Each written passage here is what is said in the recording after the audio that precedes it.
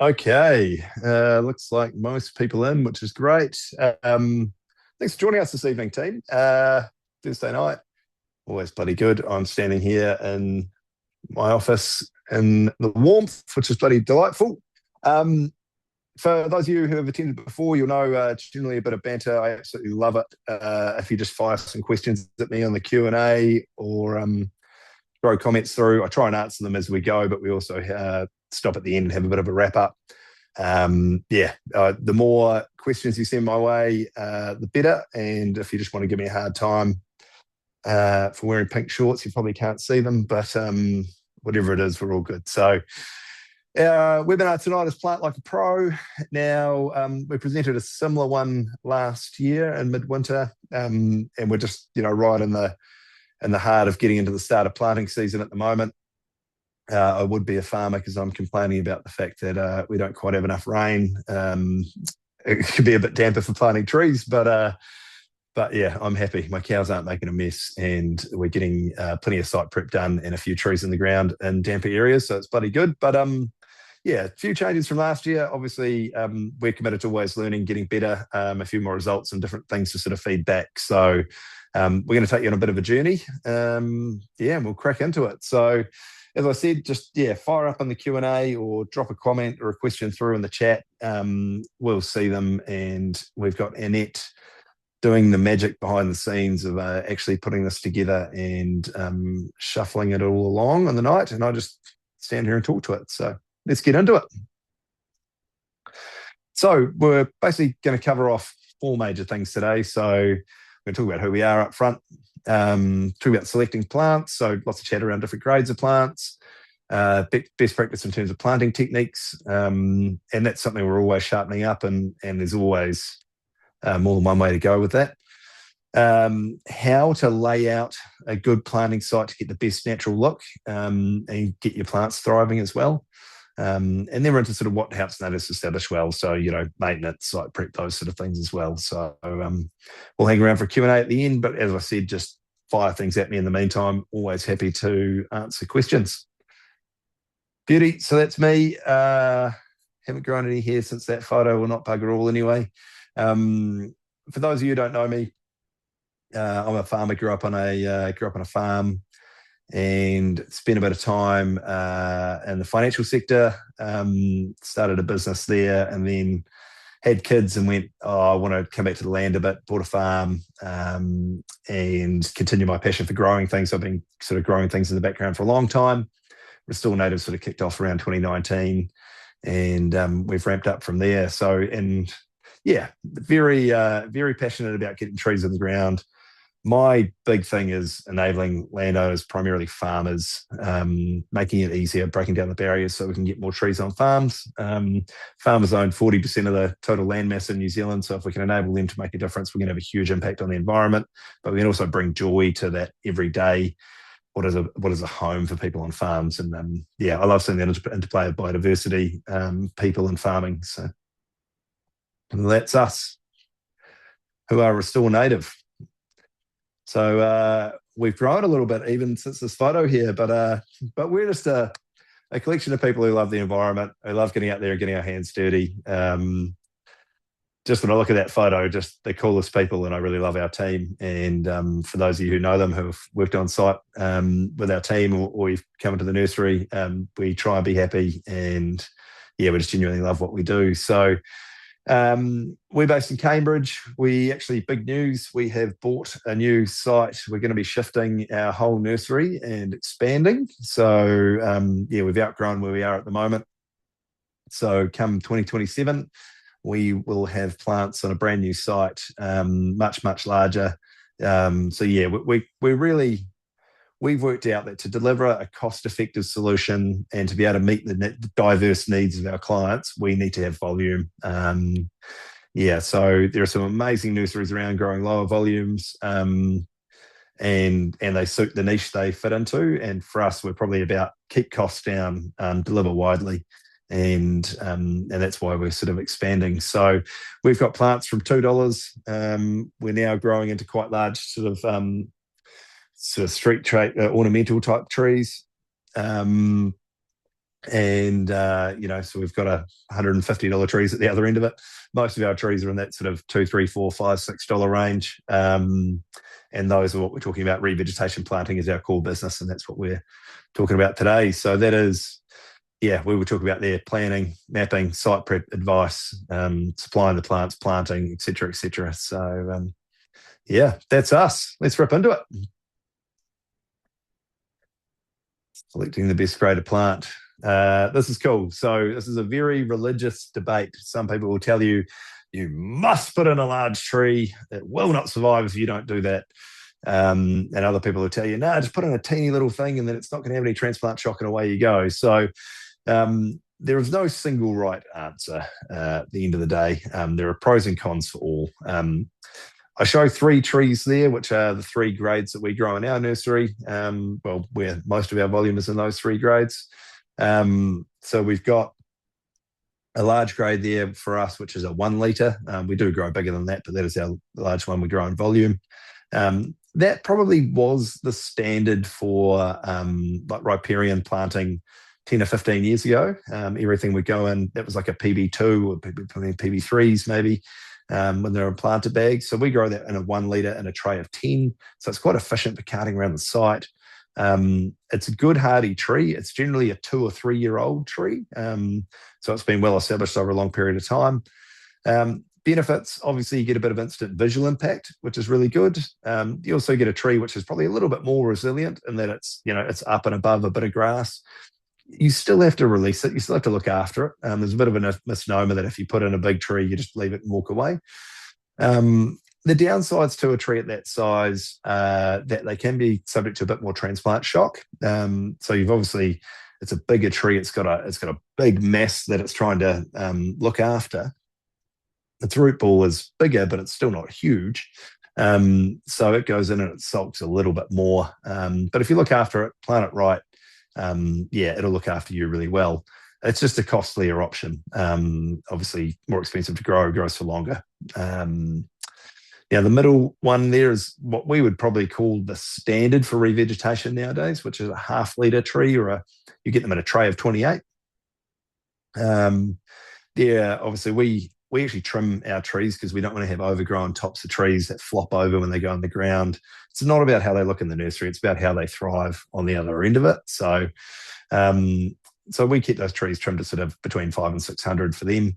Now, we think that's a pretty good balance of a tree. It's something that's big enough and hardy enough that after a season, it's up above the grass and it's absolutely mint. So that's what we use as a standard for us.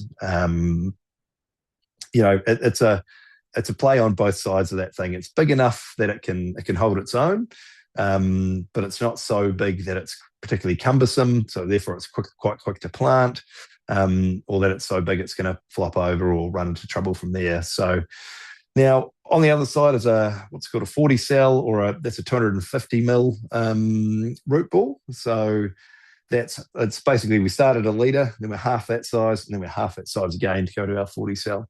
So we use this on sort of large scale afforestation projects. We do a lot of work with regional council, supporting their work for landowners. And it's just a cost-effective way of covering a lot of ground. Now, not every species can grow in a smaller grade and actually thrive. So we really only grow Manuka and Kānuka predominantly in that, and a small amount of sort of hardy other natives. But the 40 cell is really just it's something to cover a lot of ground and do so relatively cheaply. So that's why it's there. Now, below that is like a forestry root trainer, which is only 100 mil, so it's 2.5 times smaller than the 40 cell. Up on the other side, you'll occasionally get like a PB5, which is a 2.5 litre, which has its merit for long-lived, slow-growing trees, things like rimu and stuff like that. But really, you'd be wasting your time to grow a Manuka or a Kānuka in there because it'll grow from a hardy, smaller tree. So we've got to play the economic game with the visual impact. Everyone's got a slightly different need. Every site has different demands, and there's budgets to consider as well. So the best grade of plant really depends on who you are and your site, of course. So I've talked through this in terms of the sizes. So litre down to the 100 mil that we don't grow. So let's talk about planting them. So, sorry, Annette, I'm jumping back and forward. If there are any questions on plant sizes, just hit me now. Good one to yarn about. You can tell me that I'm wrong too, which I love, and we can sort of debate that to and fro as well. So we're talking about planting techniques. Now, I love an auger. Our team, 90% of the time, plant with an auger. There are a few reasons for that. Some of them are, strictly to do with getting a great result, and some of those are to do with the way our team is structured. So it's not about what's right for everyone. You can plant a tree with an auger, you can plant a tree with a spade. I've seen people with these little augers on the end of a drill, and if you're not putting in heaps of trees, you can actually get a tree in okay with that. There's no single right answer. So let's look at the reasons why. So spades, obviously everyone's got a spade in the shed. So if you're only planting a handful of trees, you don't need a specialist planting spade. Get out there and dig a hole and chuck it in. We'll talk a little bit more about exactly what you need to do for those. Now, obviously, smaller grade plants, you can see in a planter bag, and you want to see people rolling along with a spade, and they put a slit in the ground, chuck a tree in it, and away, stamp on it, and away they go. So there's economics in doing that. But for most people, unless it's your job you're doing day to day, it's probably not for you. And if you have to dig a hole to put a tree in, it can be quite hard. So that's, again, the size of tree depends on how you're going to plant it a little bit too. We find an auger on most ground is faster. It's loosening quite a bit of soil, which is really important. And that limits the transplant shock for some of the trees too. So we're going to talk about how we do that. Now, when you get your tree out and you go, cool, how deep do I need to actually put this hole? That's a really important thing. So we do a lot of community planting days where we help out community groups, and the number one issue we get is people don't dig the hole big enough. So the tree's popped out the top. It's roots that have been covered and now exposed, and they don't survive and do very well. So getting right depth is key. And that's sort of what I'm talking about in those first three photos there. Measure the depth, drill the hole, make sure you've removed the soil out as you go, and then you've got that loose soil to put back in later, and then it's deep enough. So you're not going to have to measure every hole you do. Your eye will get into it. You might have a measuring stick to get started, and then away you go. You chuck the plant in the hole, kick the soil in around it. So you want to basically make sure there's no air gaps around that plant, and really firm the soil up against it. For me, it's like you boot your heel into it with a reasonable amount of force, so that you're pressing that soil and taking the air out of it around it. You're not kicking the tree itself, you're pushing the soil in next to it. And then that tree is then embedded in some freshly cultivated soil around it. So, its immediate roots are able to quickly shoot into something which is relatively friable. So that limits transplant shock. But you've firmed it in enough that, if a pūkeka comes along, it's not just going to pull it out of the ground. It's not just going to flop over. You've got to get it firm enough. So that is a broad auger planting technique. If you'd like to learn how to really do it, I recommend a couple of weeks out with our planting crew. We're always taking applications. Come and join us, have a bit of fun on it. So have a look at spade. So this is a broad, commercial planters technique. We're using a proper planting spade there, which has got a bit of a V on it. Now, we're also using a 28 cell or a half litre plant. So if you've got a big pot, you actually need to get in there and dig a hole out to put it in, push the soil back in. If you've got a really small one, you can actually just put a little slit in the ground and drop it in it. 28 cell's a little bit different. So we dig in on an angle, lift up, and you sort of fold up, and making sure you've got enough depth. Sometimes it's 2 or 3 hits to make sure you've got enough depth. You can fold the soil up, drop the tree in it, and then the same technique applies from there. You use the spade to hold the soil back, make sure the tree goes in, that it's at the correct depth. And the depth you want, generally, we say 1 finger above the potting mix, and then the soil should be on top of that. So it's just in a touch deeper than it was in the potting mix. You're not going to get rotting around that little collar. You press it in firmly and away you go. So, common mistakes, not enough depth. The issue with the spade is that sometimes if you're not loosening enough ground and you're just squishing the root ball into the ground, you can get transplant shock from that. You can actually kill trees with sensitive roots like manuka by really hammering the roots and chucking them in. So you've got to be careful with that, but that's a good way of doing it. So we plant with augers in our crew, as I mentioned. Now, if you've seen our crew, we're a mix of guys and girls. We're a mix of big people and skinny people, and some have got more brawn, some have got more finesse in terms of accuracy and quality of planting. So it helps us to have a really good balanced crew in our team. And I used to think diversity as a thing was a waste of time, but like diversity in our team allows everyone to be a lot happier and allows us to deliver a much better result for our customers. So that's a big part of why we use augers. I think fundamentally you get a better planting result. You don't plant trees quite as quickly. The really skilled guys with a spade can put trees in quicker, but we think we get a better result with the way we're doing it. So that's why we do it. It's not for everyone, but that's how we do it. What are we on to next?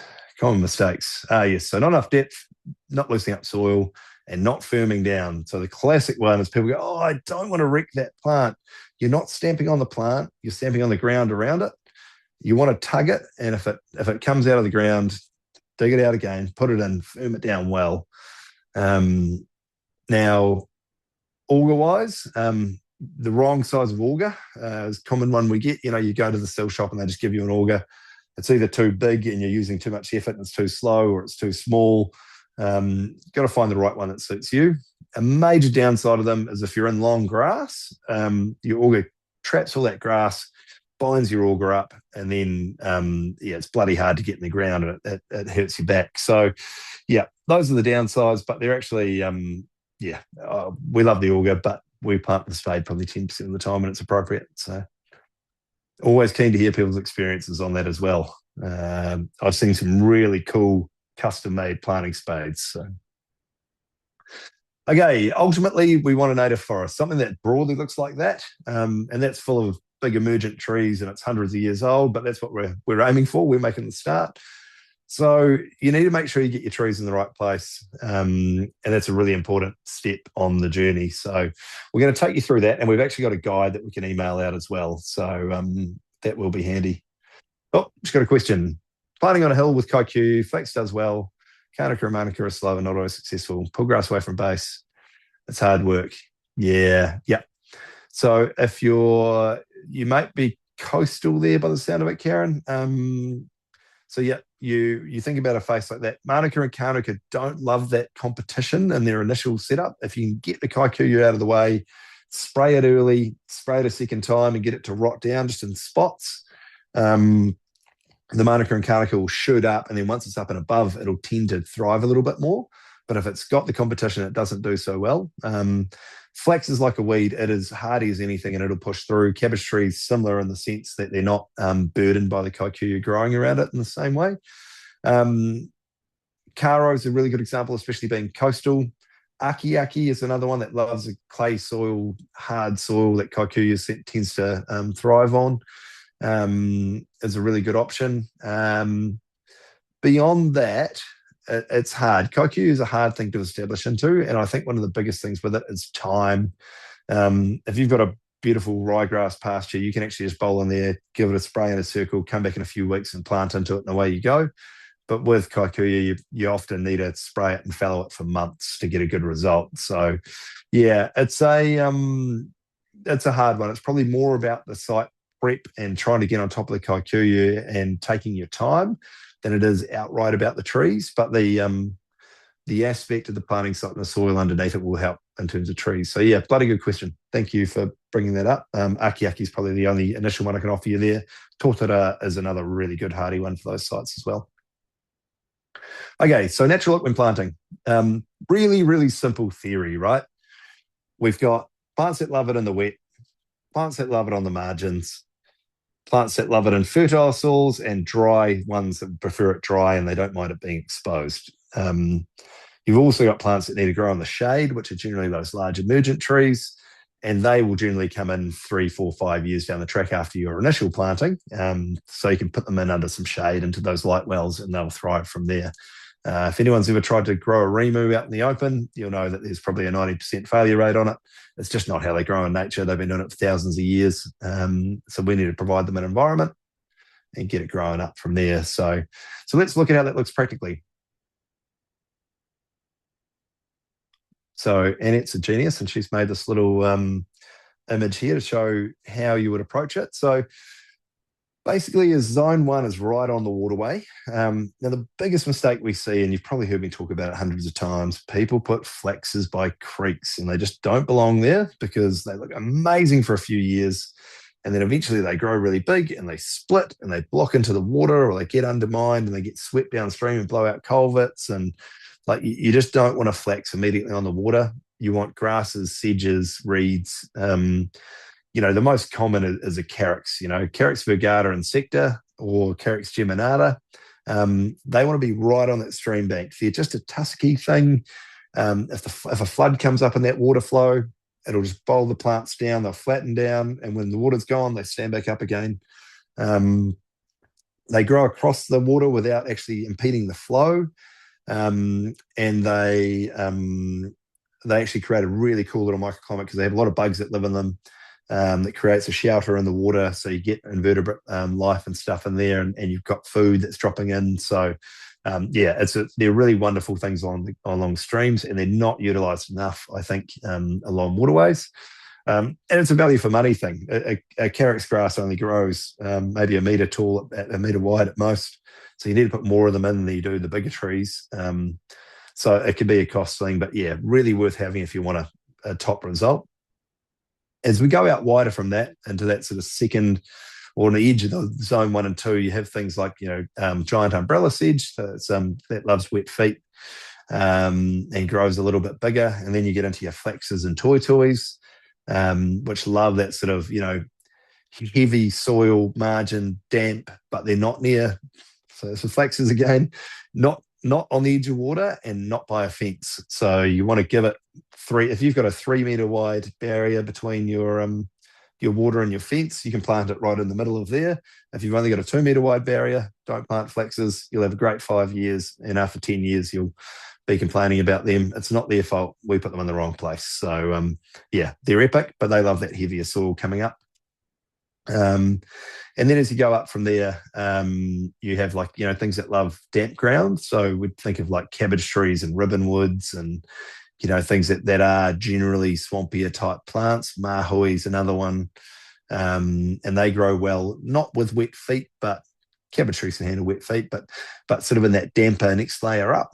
And then the final layer you go up from there is kind of like your rolling to steep where all of your diversity can live, all your shrub species, basically, pittosporums, manukas, carnukas, all those cool things up there. And then as you get up onto the really dry faces, it's really only things like carnuka and akiaki and manuka that thrive.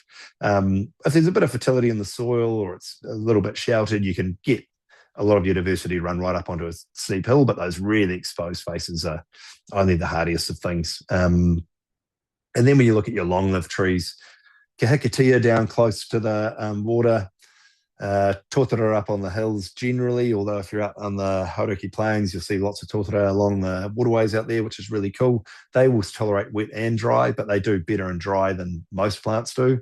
Rewarewa is another really good one for the dry.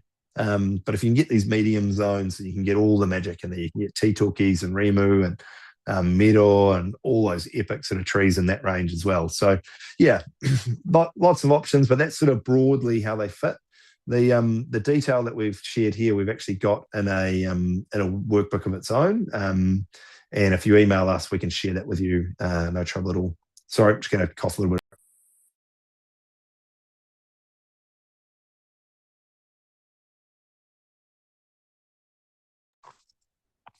Okay, so we'll roll on through that. But this just sort of talks about all the different species and which zone they're in. And that's the workbook we can send out to you if you like. So just get in touch. Where am I? I just had a question through here. It's on the side. Hi, Adam. Can we get a copy of this presentation? Absolutely, Angelique. We will send you one tomorrow. and if it's on the case, we'll send you a copy of everything we've talked about tonight, and you can watch it back at your leisure. Uh, cool. So what helps native plants establish well? Lots and lots of things we can do to stack the odds in our favour. We can't change dry summers and exposed sites and whatnot, but we can really impact the not just the survivability, but the quality of the survivability of those plants and how well they grow.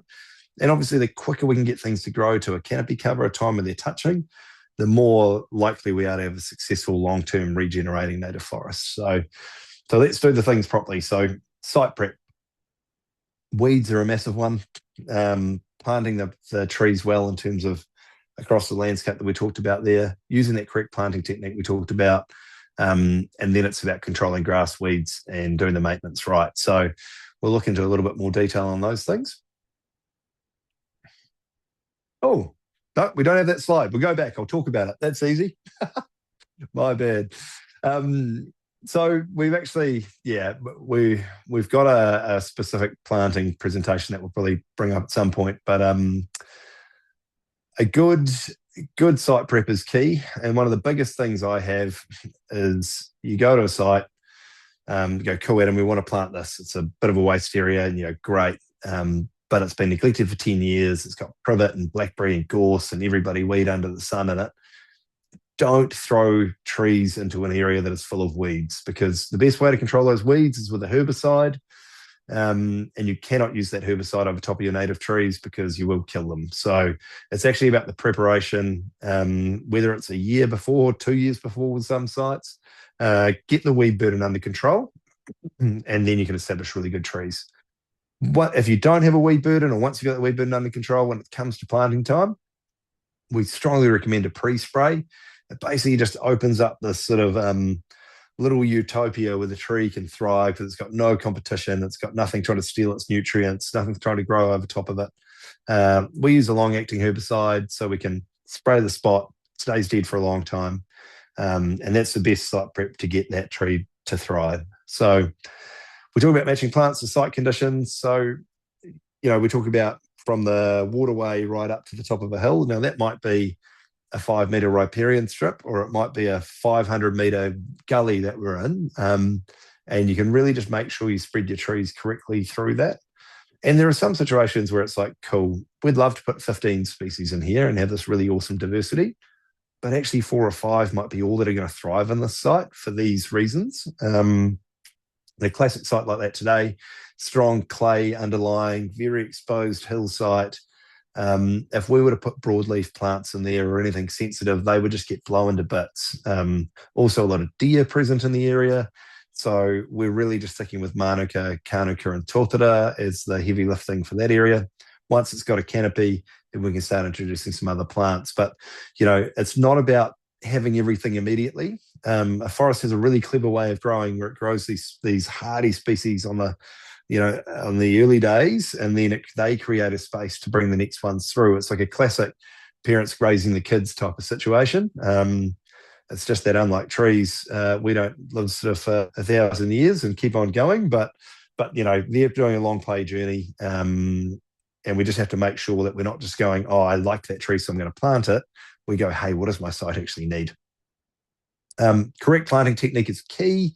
Like I say, we do a lot of community planting days, and there's some really amazing people out there doing great things. And I just love kids getting their hands on putting trees in the ground.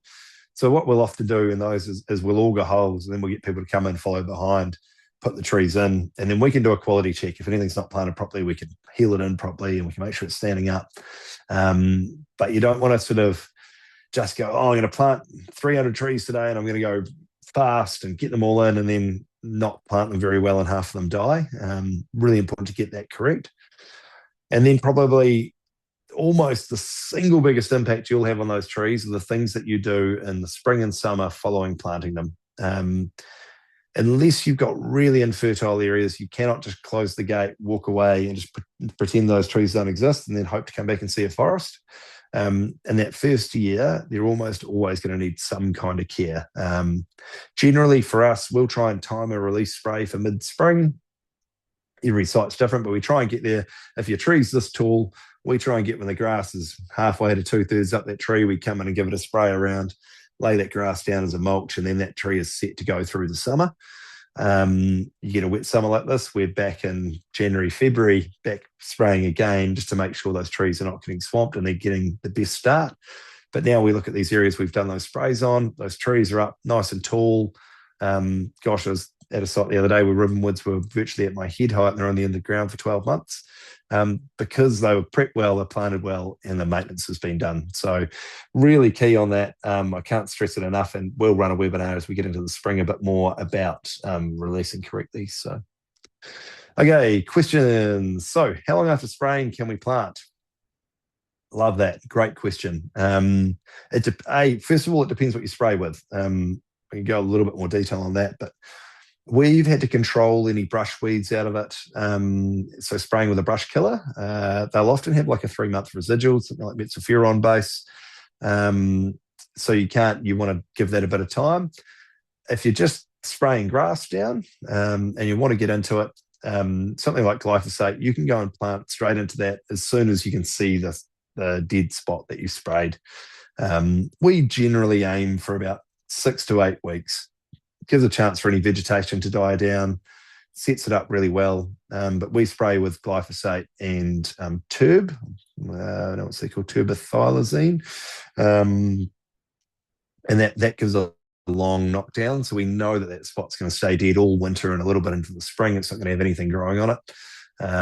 So yeah, generally, wait for that time. I'd also recommend before you go to plant, if you can get some cows through and graze an area, or if you can get that grass down, it's going to be much easier to plant, and the plants generally do better going into a little bit of shorter grass than they do with big competition of a big thatch of wider grass. So,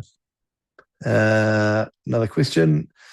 Spacing. That's a bloody good question, Tim. How do you space? Now, an ideal world is the quickest you can get a canopy cover reasonably and still have a great long-term forest is to plant about 1.5 metre spacing. So if you're doing riparian planting, it's about 4,500 stems per hectare. Now, with riparian planting, 1.5 metre spacing, 4,500 stems per hectare is going to get you a really good result. And even like a 3 metre wide strip, you'll create a bush, you'll create a forest, it'll look good. If you've got the money, do that on your hillside areas, do that in your gullies, do it everywhere, because it'll give you the quickest canopy cover, quickest establishment, healthiest trees, less weed pressure, gives you a really great result. Look, you can come to like a 2 metre spacing, and like a lot of people do for sort of more hill country, not particularly visual areas, and it works well. But it's probably more like a 5 or 6 years to actually get a canopy cover then. And some species don't like being spaced so far apart.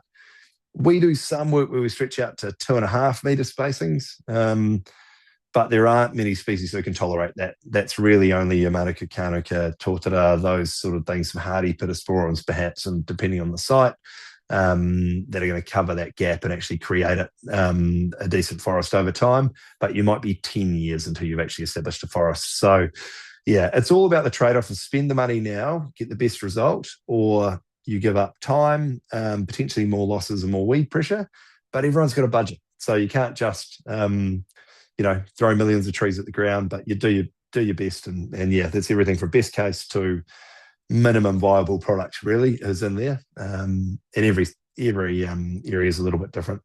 Obviously, if you're planting like a grass, it's only growing to 1 metre wide. Well, you have to put a few more in because otherwise they're never going to touch each other. And just mindful of, species you're planting as well. But that is my recommendation. Cool. Okay, well, looks like that might be all the questions we've got for now.